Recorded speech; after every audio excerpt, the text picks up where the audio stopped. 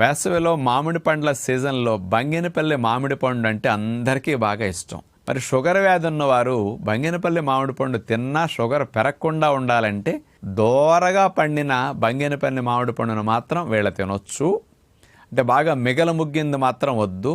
ఆ మామిడి పండు తినేటప్పుడు కూడా తొక్క తీయకుండా తొక్కతో పాటే ముక్కలను కట్ చేసుకుని కనుక షుగర్ వ్యాధి ఉన్న వారు తింటే ఈ తొక్కలో ఉండే హై ఫైబర్ కానీ దోరగా పండినప్పుడు కూడా అందులో చక్కెర శాతం పూర్తిగా పెరగదు కాబట్టి వీళ్ళకి షుగర్ పెరగటానికి అవకాశం లేకుండా బాగుంటుంది.